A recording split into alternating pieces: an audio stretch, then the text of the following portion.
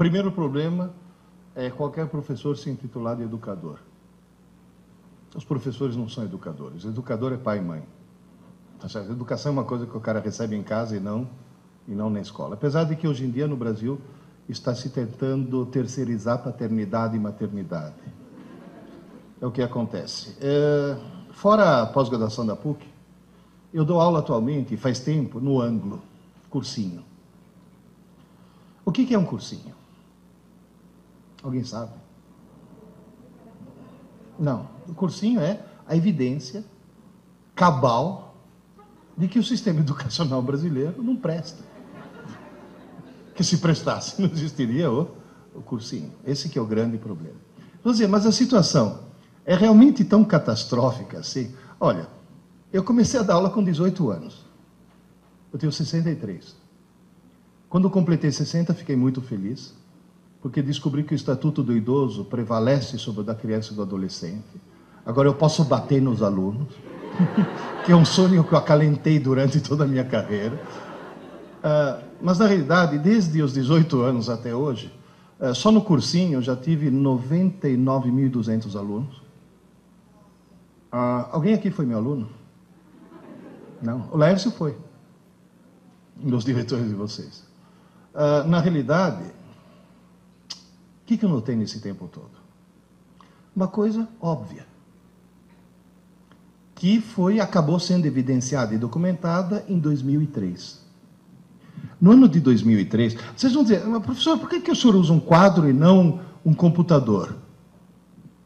Porque eu trabalho com computadores desde 1961.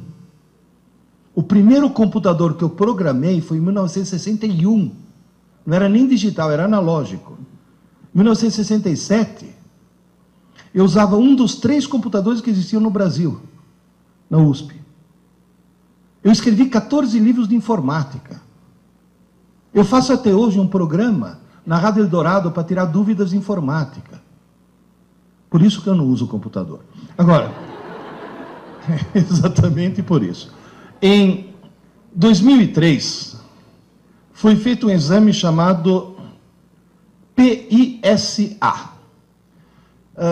Para quem não está familiarizado, esse exame é um exame muito parecido com o Enem. É um exame que não mede conhecimentos, mede competências. Mede se o aluno sabe interpretar um texto, se sabe entender um gráfico, se tem raciocínio lógico, se tem raciocínio matemático. Participaram 41 países. O Brasil foi um dos convidados. O Brasil, e olha, os alunos escolhidos segundo o mesmo critério atuarial com a qual se escolhe, por exemplo, o pool de eleitores para fazer uma pesquisa eleitoral, para que seja bem significativo. Desses 41 países, a melhor colocação do Brasil numa das competências foi 4º lugar, de trás para frente. Ou seja, a melhor colocação que nós tivemos foi penúltimo. Na maioria das competências nós somos penúltimos. Agora, em matemática não, fomos os últimos mesmo. Ou seja, senhoras e senhores, eu falo isso faz tempo, mas agora está documentado. O Brasil é o pior, se não o pior, um dos piores sistemas educacionais do mundo. Do mundo. Se os filhos estão na escola, então, a escola está no Brasil? Tá, então é péssimo. Não, qualquer escola.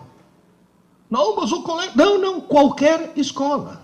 Porque eu lá no cursinho, eu recebo alunos que vêm das melhores escolas de São Paulo. Lá no cursinho, eu recebo alunos que vêm de escola que quando o filho nasce, o pai corre antes na escola fazer reserva de matrícula, depois vai no cartório registrar o filho, para ter certeza que ele possa se matricular, o privilégio de estudar naquela escola. Aí o cara chega na minha mão.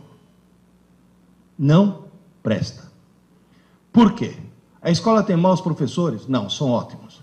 A escola tem má vontade? Não, é excelente. A escola não é profissional? É profissionalíssima, seríssima. Então qual é o problema? O modelo está errado. O paradigma educacional brasileiro está completamente equivocado. Só para vocês terem uma ideia, se você fizer um teste de QI e tentar determinar o número de pessoas que tem você arrumou canetas mais grossas, porque na televisão não aparecem as finas. Eu só queria ter certeza de uma coisa. Elas apagam? Tá bom. Deixa eu me reequipar aqui.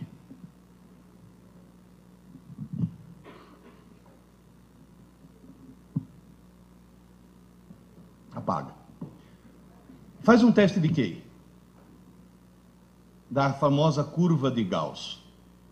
O que mostra isso? Que umas poucas pessoas têm QI, deixa eu colocar aqui, tem um QI muito baixo. Umas poucas pessoas têm um QI muito alto. Normalmente essas estão em instituições e essas estão nos Estados Unidos. Em terra de cego, quem tem um olho emigra. Agora, a maioria está em torno do QI 100. Foi feito um teste de QI na população inglesa. QI médio dos ingleses é 100. Tradução, os ingleses são normais. Foi feito um teste de QI na população do Japão. QI médio 113, muito acima da média. E vocês dois, por favor, tirem esse sorriso dos lábios, que é só japonês do Japão, viu? Os dois estão... Agora, foi feito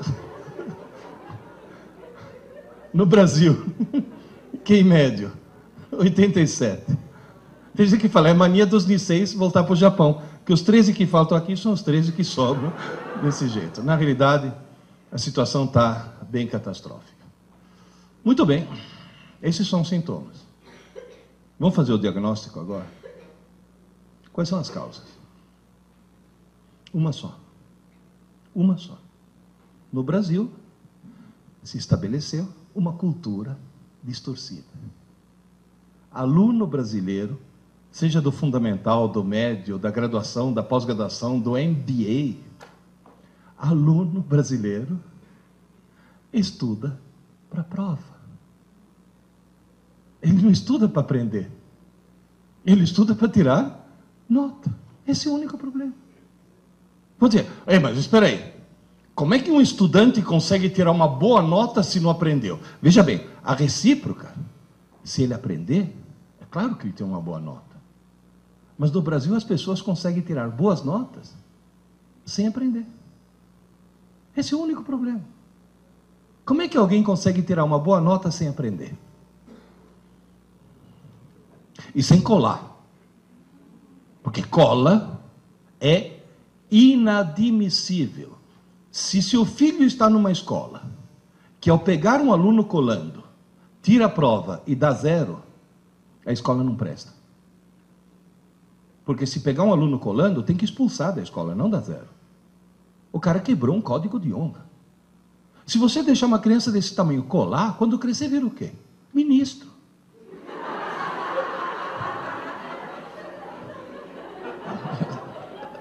Tá certo? Como é que alguém que não cola e não aprendeu consegue tirar nota? O que é decorar? Quando? Um aluno marcar uma prova para ele na quinta-feira. Quando é que um aluno normal começa a estudar? Não, na quarta não é normal. Na quarta é alguém que tem visão a longo prazo. É o chamado aluno lungimirante, o que planeja o futuro. Mãe, me acorda meia hora mais cedo. Vocês percebem o problema? Vocês entendem o problema? Agora, alguém poderia me dizer por que todo mundo, estou incluindo aí gente, desde os pequenos, desde a quinta série até pós-graduação, até doutorado.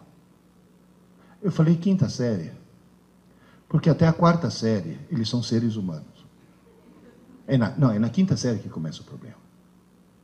É na quinta série que um pai ou uma mãe... Porque, gente, o problema é cultural, o problema não é a escola que está errada, o problema não é a família que está errada, o problema não são os alunos que estão errados, o problema é que está todo mundo errado. É cultural. Na quinta série, eu já vi mãe falar, filho, desliga essa TV, menino, vai estudar, você tem prova amanhã. Essa mãe acha que está ajudando o filho, essa mãe está cometendo um crime hediondo. Essa mulher devia ser presa sem direito à fiança. Essa desgraçada está arruinando a vida do filho. É? Vai estudar porque você tem prova amanhã. Por que as pessoas estudam mais em cima da hora possível? Não dá tempo de esquecer. Tira a nota. Tira. E depois? Esquece. Então estudou por quê? Se você pegar hoje um menino da 8ª série, vai, pega um menino da 8ª série, bom aluno, põe na 6ª série, para fazer prova da 6ª série. Vocês acham que ele vai se sair bem? Só em matemática. Porque matemática tem uma característica diferente das outras matérias. Mas o resto vai ser uma catástrofe. Nunca vocês passaram por situações do tipo: pai, quando você estava na escola, você aprendeu trigonometria? Claro, filho. Tu me ajuda aqui, que eu estou com um problema que não consigo resolver de jeito nenhum. E você ouve a frase: ah, filho, mas faz tanto tempo. Olha, querido, se faz tanto tempo, você não aprendeu trigonometria. Você teve aula. Você teve prova. Você até tirou nota na prova de trigonometria. Você não aprendeu. Porque aprender não é para o dia seguinte. Aprender é aprender para sempre. Está bem claro isso? Entenderam qual é o drama? Então, primeira tarefa que eu passo para todos vocês: nunca mais deixe seus filhos estudar para a prova. Estou falando sério.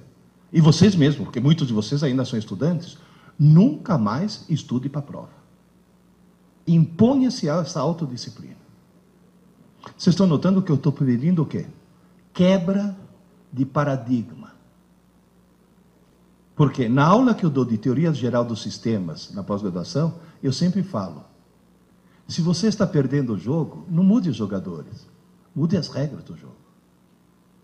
Então nós temos que mudar as regras do jogo. Por que acontece no cérebro humano? Vocês me desculpem, mas como eu desenho mal, eu vou precisar de algumas linhas auxiliares.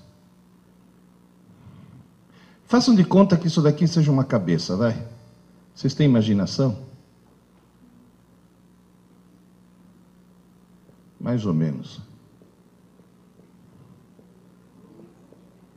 Se você olhar...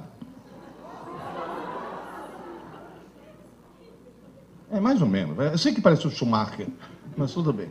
Se você olhar dentro de um cérebro, você vai notar, basicamente, eu não vou entrar em muitos detalhes, mas você vai notar, basicamente, 3 estruturas. Vamos ver se isso daqui escreve mais grosso. Número 1, número 2 e número 3. Número 1, cerebelo. Número 2, sistema límbico. Número 3, córtex. Em qualquer uma dessas estruturas, se você quiser... Obrigado. Tem um cara escondido aqui atrás. Se você quiser, em qualquer uma dessas estruturas, escrever alguma coisa, ao contrário do computador, onde o hardware é fixo, e você muda o software, se você quiser escrever alguma coisa no cérebro, você tem que mudar o hardware. Escrever no cérebro é reconfigurar redes neurais. É desligar alguns neurônios, ligar outros, mudar a força de conexão de sinapses, é mudar o circuito. Aqui, escrever é muito difícil. Mas depois que você escreveu, você não apaga nunca mais. Você sabe andar de bicicleta? Sabe? Você já tirou as rodinhas? Já passou da fase? Faz pouco tempo. Para aprender a andar de bicicleta, você levou alguns tombos? Porque foi difícil, né? Agora, você fica 30 anos sem subir numa bicicleta. Você sobe, o que acontece? Você sai pedalando. Foi muito difícil escrever. Mas agora é impossível apagar. A região número 2, chamada sistema límbico, é um lugar onde é muito fácil escrever. E é mais fácil ainda apagar. Você escreve, apaga. Escreve, apaga. Escreve, apaga. Seria equivalente num computador à memória RAM. É um rascunho. É uma memória extremamente pequena e extremamente provisória. Tão provisória que você é capaz de esquecer coisas que colocou lá 2 minutos antes. Já aconteceu com algum de vocês de estar sentado na sala, levantar e ir até a cozinha, parar no meio da cozinha e ficar feito um idiota se perguntando: o que eu vim fazer aqui, meu Deus do céu? E uma coisa que você colocou 2 minutos antes. E o que você tem que fazer para lembrar? Voltar e ficar na mesma posição. Quer dizer, você fala: eu tenho sérios problemas mentais, né? Ou seja, tem mesmo. Ou seja, dentro de cada um de nós mora um idiota. Que é o primeiro que acorda de manhã cedo. Repara que de manhã cedo você faz um monte de bobagem. Quando o cara acorda, que você fala, tá sonado, não é que o idiota tá no controle. Então você vê cara calçar 2 meias no mesmo pé. Eu já vi cara atender o telefone no controle remoto da TV. Bom, de manhã cedo eu já escovei os dentes com hipoglós. Tem alguns aqui que estão rindo porque já escovaram os dentes com creme de barbear, aquele que vem bisnaga, né? Então, na realidade, você faz muita bobagem, por quê? Porque dentro de cada um de nós mora um idiota. Agora, qual é a boa notícia? No córtex, que seria essa região número 3, não é nem fácil nem difícil escrever, é esquisito. É muito esquisito. Por quê? Porque para escrever alguma coisa aqui no córtex, você tem que pegar algumas redes neurais, você tem que desconectar algumas coisas e criar outras. Você tem que mudar o circuito do cérebro. E você não consegue fazer isso enquanto o cérebro estiver funcionando. Seria como tentar trocar o pneu de um carro com o carro em movimento, ou tentar trocar as velas do motor com o motor funcionando. Mas tem uma vantagem. Isso daqui equivale a um HD. Ou seja, é uma memória enorme e permanente. Só para vocês terem uma ideia, já que o mundo é da informática, um córtex humano equivale aproximadamente a uma rede de 5.000 computadores. Em primeiro lugar, parabéns para o engenheiro, que colocar 5.000 computadores num 1,5 litro, isso sim que é nanotecnologia. Em segundo lugar, sabe o que quer dizer isso? Que todo mundo, no fundo, é um gênio. Alguns bem no fundo, mas todo mundo é um gênio. Se alguém estudar 10 horas por dia, 10 horas por dia, todos os dias da semana, todas as semanas do ano e todos os anos de sua vida, a pessoa consegue esgotar a capacidade de armazenamento e processamento de seu córtex em aproximadamente 4 séculos. Está certo que a expectativa de vida aumentou, mas eu estou falando em 4 séculos. No máximo, quanto que alguém vai viver? 1. Eu pretendo morrer aos 96 anos, baleado por um marido ciumento. É o meu projeto de vida. Agora, 4 séculos significa o quê? Que todos nós vamos morrer com pelo menos 3/4 da inteligência que ele nos deu ainda a ser desenvolvida. Agora, esse maravilhoso computador tem um defeito. Não tem manual de instruções. E as pessoas usam muito mal. Quer ver? A hora que você vai fazer uma prova e estuda o mais em cima da hora possível, você está colocando as informações do idiota ou no gênio? No idiota. Você vê aluno entrar na sala de aula para fazer prova, o cara entra assim, sem chacoalhar a cabeça. Se você chamar o cara e falar, ô Zé, que foi? Pronto, agora embaralhou tudo, agora eu vou ter que estudar de novo. E o pior de tudo, que o desgraçado tira a nota. E depois, esquece tudo. Vamos dizer, senhor, qual é a chave? Como é que se conserta esse processo? É a coisa mais simples do mundo. A coisa mais simples do mundo. É levar em conta, fato número 1. Ninguém escreve nada na parte nobre do cérebro enquanto o cérebro estiver funcionando. Enquanto o cérebro estiver em funcionamento, o idiota obtém informações do gênio, mas o gênio não obtém nenhuma informação nova. Portanto, todas as informações que entram na tua mente, na mente do teu filho, durante o dia, enquanto o cérebro estiver em funcionamento, todas elas entram no sistema límbico, na RAM, na memória provisória. Só que como essa memória é pequena, o que acaba acontecendo? Vai saturando, saturando, saturando. Quando chega no fim do dia, a reação do teu corpo qual que é? Sono. Sono não é corpo cansado, é cérebro saturado. É o cérebro falando, pelo amor de Deus, desliga o motor que eu preciso trocar as velas. Pelo amor de Deus, para o carro que precisa trocar o pneu. Aí você dorme. Se você colocar eletrodos no cérebro de alguém, você vai notar uma coisa mais ou menos assim. Dormiu. De repente, você fala, acordou. Não, está dormindo ainda. De repente, agora acordou. Não, paradoxalmente está dormindo. Tanto é que esse sono daqui é chamado sono profundo e esse é chamado sono paradoxal. Porque você tem o mesmo padrão de quando está acordado e, no entanto, está dormindo. Cuidado que dormir é ter muita atividade cerebral, viu? Agora, o que está acontecendo aqui? Parou o carro, trocou o pneu. Parou o motor, trocou as velas. Nessa fase é que você faz a reconfiguração das redes neurais. E essa fase é aquilo que vulgarmente você chama de sonho. À noite. Você não dorme para descansar. Descansar, vocês estão descansando agora, estão sentados.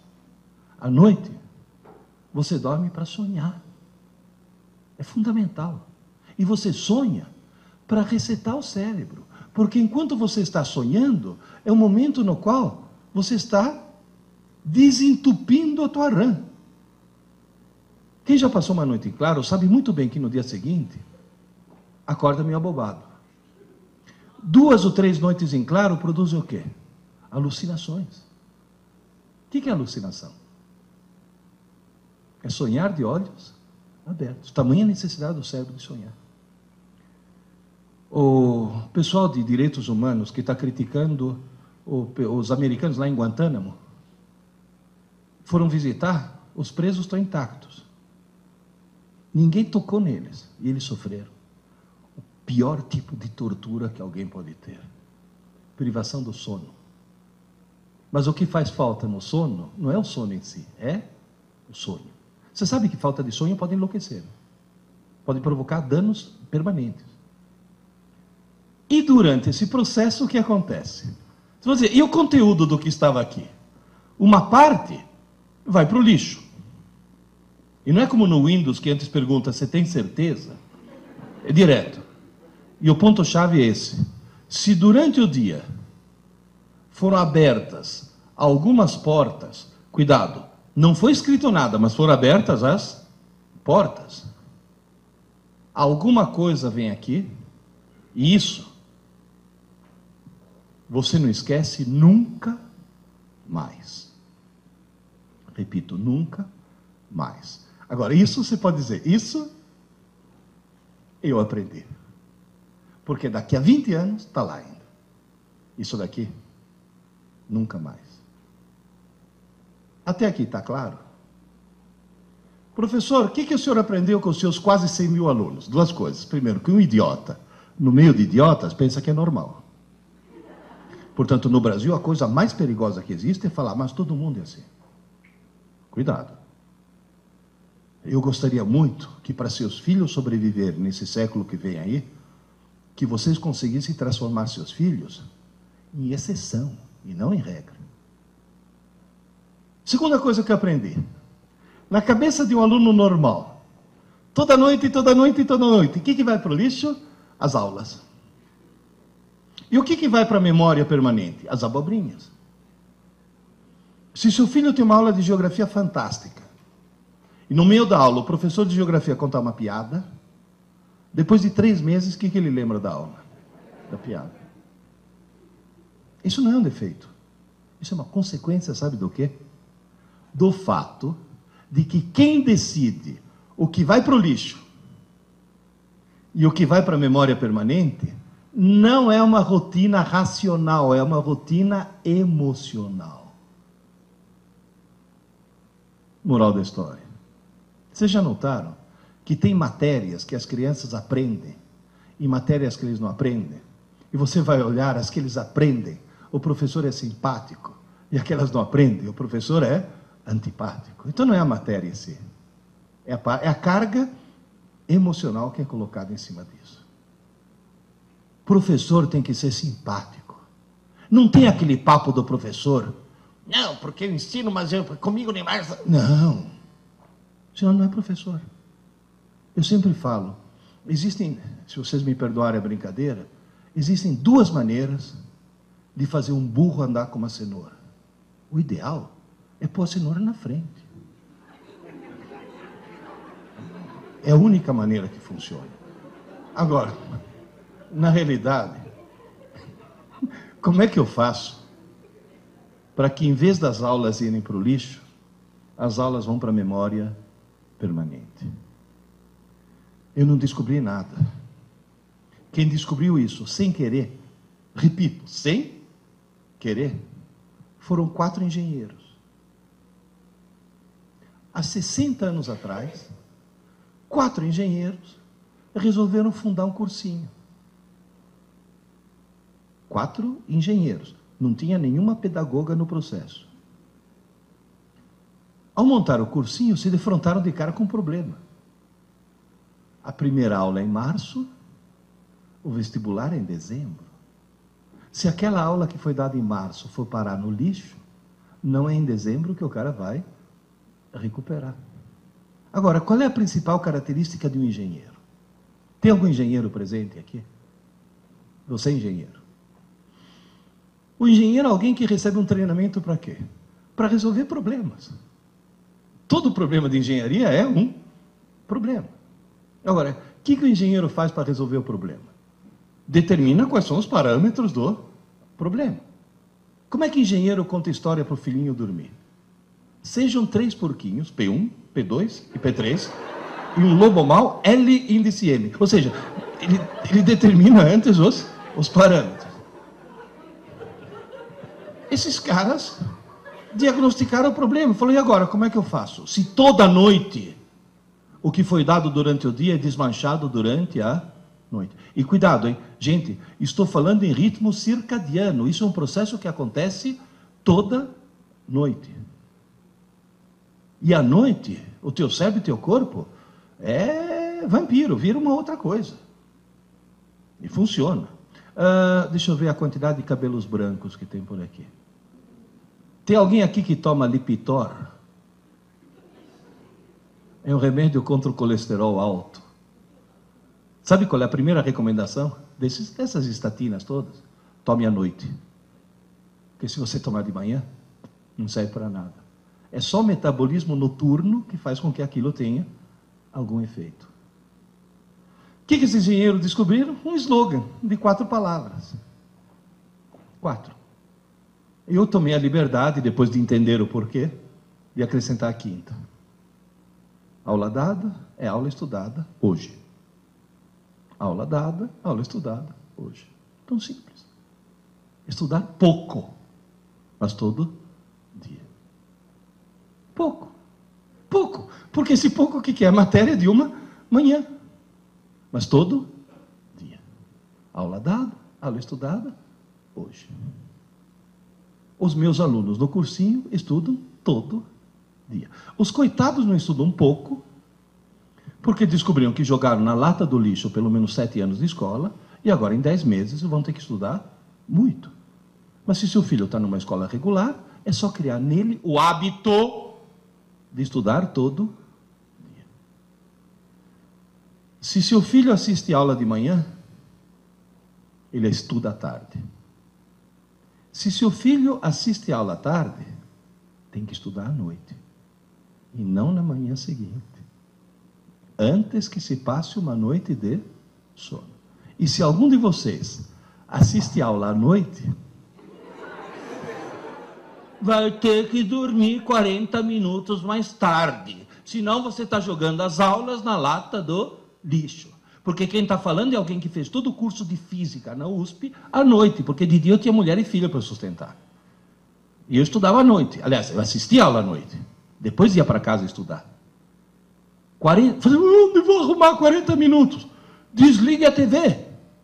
Quebre a TV. A hora que você quebra a TV, teu dia passa a ter 30 horas. É o maior ladrão de tempo que existe. Não, mas mesmo assim, leva o livro para o banheiro. Mas você vai ter que dormir mais tarde. Agora, cuidado, hein? Antes que se passe uma noite de sono, ou antes que se passe um longo período de sono. Porque se seu filho assiste a aula de manhã, almoça e dorme 15 minutos, esses 15 minutos são renovadores. Agora, tem jovens aí que chegam em casa, almoça, dorme que nem um porco a tarde inteira, acorda todo embaçado, que parece que tem algodão no cérebro. As aulas já foram parar no lixo. E o pior de tudo é que não acorda porque está na hora.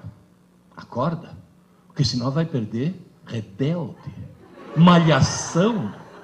Ou seja, além de querer virar um idiota, quer virar mau caráter. Oh, cuidado, hein? Cuidado, cuidado. Porque eles veem aqueles adolescentes, acham que são estudantes, não percebem que são atores. Aí eles pegam esse modelo como um modelo de escola. Vocês não sabem o que professor de colégio sofre. Nós, no cursinho, nós estamos no paraíso. Eu dou aula para salas de 200 alunos. Hoje de manhã, antes de vir para cá, eu já dei aula para 600 alunos. Dei 3 aulas com 200 alunos cada uma. 200 anjos. Agora, no colégio, na escola, tomando rebeldes como modelo, é horrível. Há alguns anos eu cometi a besteira de dar aula no colégio. Um colega meu, que foi nomeado diretor de uma escola, falou, Pierre, o ano que vem, escola nova, você vai dar aula. Eu falei, não tenho tempo. Não, mas o colégio... Não tenho tempo, pô. Pô, Pierre, um ano só, para dar o pontapé inicial. Eu falei, não, tenho tempo. Uma manhã por semana. Eu falei, não tenho tempo. Pô, eu já tinha falado com o diretor da escola, com o dono. A gente reservou para você uma manhã por semana, $3.000 por mês. Eu falei, quarta-feira. Como me arrependo. No meio de uma aula, tem que parar uma aula e falar, vocês duas aí, dá para parar, por favor? Sabe o que eu escutei? Ai, professor, a gente estava só conversando. Falei, como só conversando, sua deficiente mental? Sua imbecil crônica. Sua cretina patenteada. Quem falou que durante uma aula você pode conversar? Ai, professor, o senhor está estressado. Eu dando uma aula, todo mundo prestando atenção, quando eu viro, está uma menina assim. Falei, filha, se liga, vai, presta atenção. Ai, professor, hoje não dá, estou na fossa. Falei, você está o quê? Ai, professor, estou na fossa, meu namorado me largou. Falei, fez bem. Fez bem porque se teu namorado não tivesse te largado, você correu o risco de casar com ele, ter filhos e propagar o gene da estupidez gerações afora. Alguém que assiste ela assim não pode se reproduzir. Você vai poluir o pool genético da humanidade. Não sabe o que é isso? Rebelde, malhação. Há alguns anos atrás, acho que uns 3 anos atrás, o coordenador do Ângulo chegou para mim e falou, Pierre, você se importaria se a Rede Globo interrompesse tua aula 8 minutos? Que a Rede Globo é assim, 8 minutos. Eu falei, não, tudo bem. Porque era 15 de outubro, que é o dia do professor, eles queriam homenagear um professor. Então entraram na minha sala. No meio da aula, luzes, câmera, ação. Entra toda a parafernália da Globo, a Ana Maria Braga, e no monitor veio o Louro José.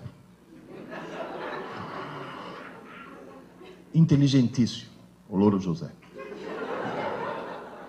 Aí a Ana Maria ficou lá, fez pergunta, conversou comigo, conversou com os alunos, ficou 8 minutos, 10 minutos, 15 minutos, meia hora. Derrubou a entrevista do estúdio, derrubou tudo, só ficou lá. Porque o ponto estava dizendo, fica aí que o Ibope está subindo, fica aí que a audiência está subindo, porque sabe que a televisão é movida a audiência. Por quê? Porque dezenas de milhares de mães estavam vendo 150 alunos se comportando como seres humanos. Tanto é que uma hora que o Louro José estava falando com não sei quem no estúdio, em off, a Ana Maria virou para mim e falou: Pierluigi, quantos alunos tem nessa sala? Eu falei: 150, é pequena. Ele olhou para mim e falou: nossa, mas tão educados. Eu falei: Ana Maria, aqui é a escola de verdade. Aqui não é malhação.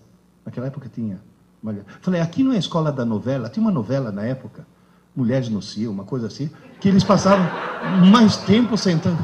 Como que era?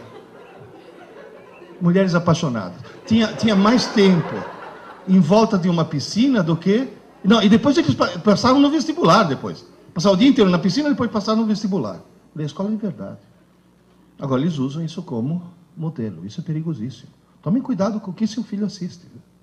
Tomem muito cuidado com isso.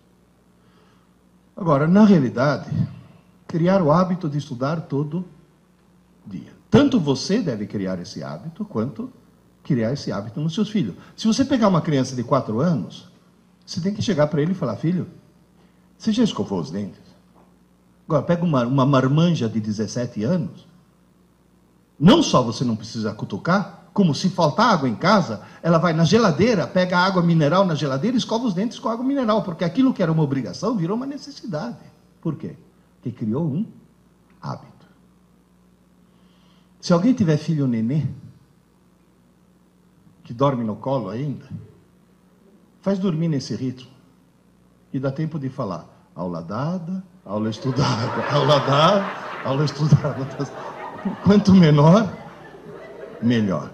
Criar o hábito de estudar todo dia. Segunda coisa, extremamente importante, que é papel dos pais também, entre outras coisas. É arrancar um pouco o seu filho do mundo virtual. Ontem, quando foi? Segunda-feira, segunda-feira, quando deu 8 horas, os alunos saíram no pátio, voltaram para a sala de aula, e na aula que eu ia dar, às 8 horas, um monte me olhou espantado e falou: professor, a lua. Falei: o que tem a lua? A lua. Falei: e o que tem a lua? Falei: dá para ver a lua. Falei: sim, claro. É quarto minguante. Falei: mas de dia? Falei: como de dia? Você nunca viu a lua de dia? Não. O cara nunca, te juro. O cara chegou e falou: mas a lua não aparece só à noite. Sabe o que é isso?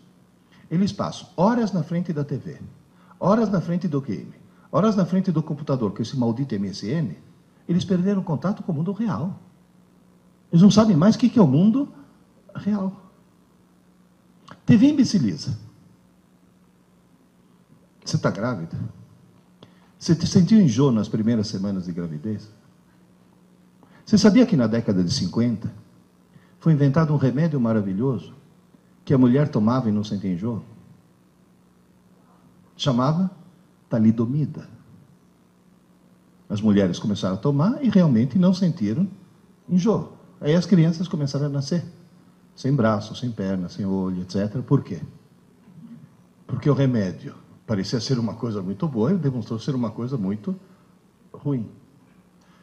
Queridas e queridos, a televisão é a talidomida intelectual do século XX. Foi criada para entreter, educar, informar, treinar, e imbecilizar da forma mais absoluta. Vocês não têm ideia. Eu tenho. Sabe por quê? Porque a primeira vez na vida que eu assisti TV, eu tinha 11 anos. Eu sei o que é um mundo sem TV e um mundo com TV. Ao longo da minha carreira, eu vi o nível dos meus alunos fazer isso. Vocês não têm ideia. Um aluno de hoje, comparado com um aluno de 40 anos atrás, hoje, um cara que sai de uma pós-graduação tem um nível inferior a um cara que há 40 anos atrás terminava um curso técnico qualquer. Em compensação, a audiência da TV fez isso. A TV imbeciliza intencionalmente, é claro, se não imbecilizar intencionalmente, ela não vende. Ninguém que tenha mantido um mínimo de equilíbrio mental, um mínimo de sanidade, jamais compraria um cinturão elétrico que dá choques absolutamente inúteis e inofensivos e acha que isso vai acabar com a barriga. Está cientificamente provado que o Total Shape é um engodo e está vendendo feito água.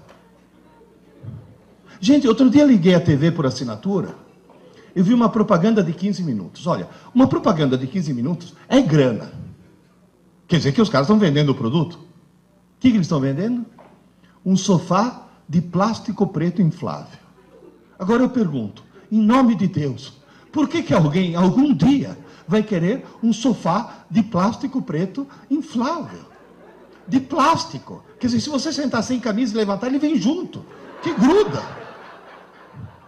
Tem cara que fala, não, mas tem uma utilidade. Ah, eu vi na propaganda que se você está belo e sossegado no teu sofá e vem 2 caminhões assassinos tentar te espremer, a propaganda mostra que o sofá aguenta 2 caminhões. Que cá entre nós, é uma coisa que pode acontecer com qualquer um. Você está belo e sossegado, vem os 2 caminhões assassinos, mas você está salvo. Por quê? Porque tem o sofá de plástico preto inflável. Olha o surrealismo da coisa. Dá para tomar consciência? Outro dia não, já faz alguns anos, me deu uma crise de azia. No meio da noite, levantei, tomei um antiácido, fui assistir TV na sala para ver se dava sono de novo, de madrugada, caí num filme surrealista. Sabe aqueles filmes semi-pornô? Não sei se já viram, que é... O enredo é mais ou menos assim, está chovendo, tira o sutiã. Quer dizer, não tem, uma coisa não tem nada a ver com a outra. Aí veio a propaganda. Gente, uma propaganda de 10 minutos, ou seja, uma grana preta. Eu não entendi o que estavam me vendendo. Eu vi na minha frente uma senhora loira de meia idade, fantasiada de toureiro, com uma roupa de lamê dourado, toda cheia de lantejoula, parecia uma drag queen. Essa senhora falando em espanhol, eu falo espanhol, eu não entendi o que ela estava me vendendo. Aí lá pelas tantas, ela senta num trono, no meio de 2 tochas acesas, e encerra a propaganda olhando para mim e falou, ligue já, ligue já. Eu já falo, mas ligue já? Por quê? O que essa senhora quer, meu Deus do céu? Aí eu fui investigar, fiquei curioso, né? E descobri que não é uma senhora, é um híbrido. Se você pegar Hebe Camargo e Calbi Peixoto e fizer a síntese, você obtém um tal de Walter Mercado, não sei se já ouviram falar, que é surrealista aquilo. Agora, o que é de estranhar não é ter uma coisa estranha na TV. Porque coisa estranha tem na TV do mundo inteiro. Nos Estados Unidos, quanto mais estranho e mais pervertido, maior ibope. Lembra aquela charada? O que é o que é? Anda para trás, muda de cor e come criança. Michael Jackson. Ou seja, na realidade, quanto mais esquisito for, para a televisão é melhor. Agora, sabe o que é de estranhar? Esse tal de Walter Mercado, que já esteve no Brasil, depois foi para a Colômbia, Venezuela e Argentina, agora está na Espanha. Ele fatura uma média de 240 milhões de dólares por ano. O que preocupa é que quando me fala liga já, as pessoas... Ué, o ano passado, a Rede Globo não conseguiu fazer com que 32 milhões de trouxas, pagando, ligassem para o paredão do Big Brother. Então me diz, a televisão imbeciliza ou não? Tem uma coisa que imbeciliza mais, game. Game. Vocês já entraram numa LAN house? Você já viu o que eles jogam? É assassinato. É assassinato o tempo todo. De repente um não, em vez de estar assassinando alguém, está de carrinho, você fala, bom, esse pelo menos está aprendendo a dirigir, que nada, está atropelando velhinhas.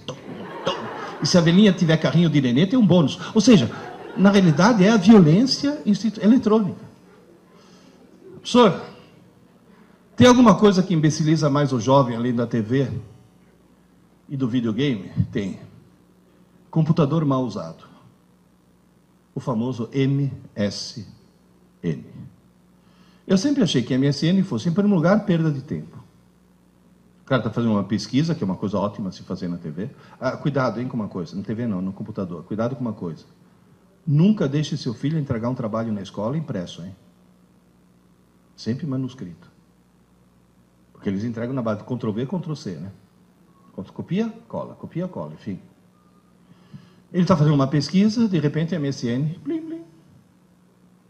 Você sabe quem ficou com quem na balada de sexta-noite? Aí pronto, perdeu. Segundo problema, ortografia. Eles não sabem mais escrever. Em vez de escrever você também não, o cara escreve você também não. Não, e ele escreve você também não na redação da escola. Esse que é o problema. Mas aí tem um problema mais grave, muito mais grave. Um psiquiatra inglês do King's College de Londres, que é uma instituição médica respeitadíssima no mundo, lidou com 100 mil jovens, fez teste em 100 mil jovens e descobriu o quê? Que fumar maconha abaixa o QI. E a gente sabe por quê. A maconha queima sinapses, portanto ela queima a possibilidade de criar novos circuitos. Fumar maconha abaixa o QI. Usar MSN abaixa o dobro. O rebaixamento de QI que os jovens estão tendo, pelo fato de se comunicar compulsivamente na internet, abaixa o QI o dobro do que se fumasse maconha. Agora, por favor, tomem consciência disso.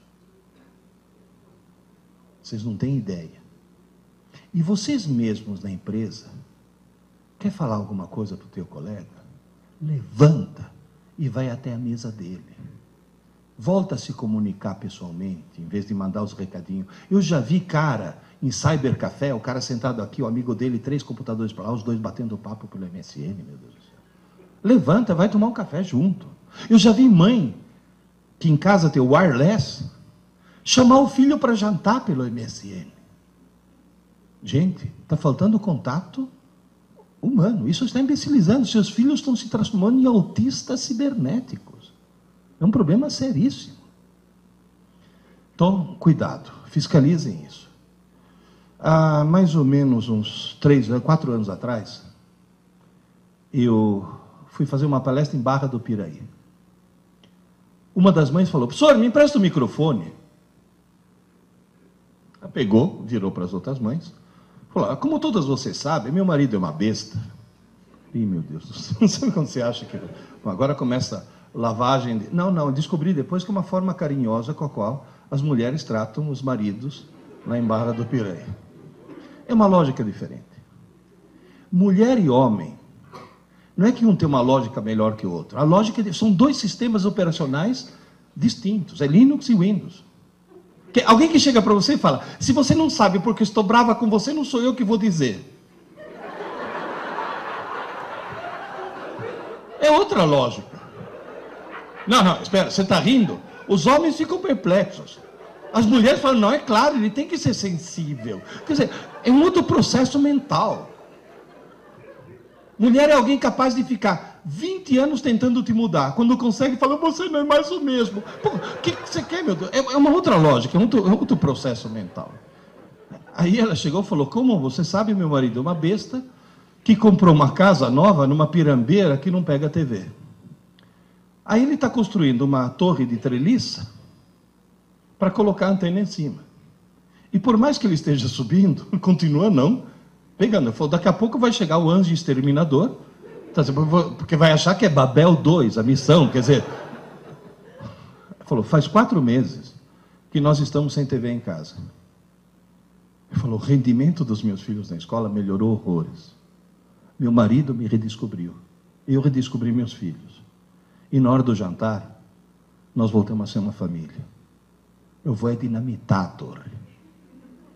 Então perceba o quê?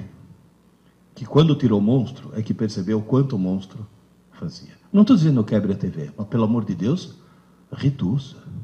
Porque você tem TV na sala, tem TV na tábua de passar roupa, tem TV na cozinha, tem TV no banheiro, tem TV na área, ligadas algumas 24 horas por dia. Porque quando a Rede Globo não transmitia overnight, aquele de madrugada tinha 10 pontos de audiência. O que mostra que a TV estava ligada 24 horas por dia. Então, por favor, cuidado.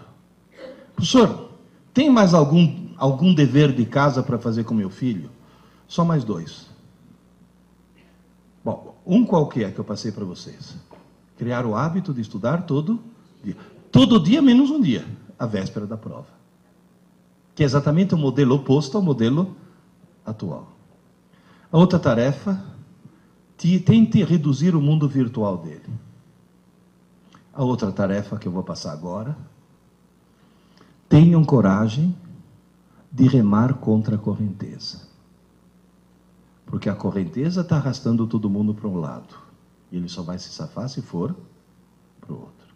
Ai, mãe, você sem noção, todas as mães das minhas amigas deixam. Então você tem a coragem de dizer, sim, mas elas são as mães das tuas amigas. Eu que sou tua mãe, eu imponho isso. Tenham coragem disso. E por favor, lembre-se de uma coisa. Se você remar contra a correnteza, e a escola remar contra a correnteza, ele vai se safar. Agora, se só um dos dois remar, ou pior ainda, a escola rema para um lado, ou você rema para o outro, esquece. Não tem salvação. E remar para o mesmo lado significa o quê? Torne-se cúmplice da escola do seu filho. Não parceiro, cúmplice. Nós podemos ir até que horas, para não segurá-los muito? 1h10. Tem mais uma tarefa para passar. Última tarefa. O grande problema da TV qual foi? Entre outras coisas. É muito mais fácil ligar a TV do que abrir um livro. Moral da história. A falta de leitura transformou toda uma geração em analfabetos funcionais. Hoje, meus alunos no cursinho sabem transformar letras em sons, mas não em ideias. Eles são analfabetos funcionais. A coisa está terrível. Isso é falta de leitura. E só lê muito quem lê por prazer. Então, o que vocês têm que fazer é criar nos seus filhos o prazer de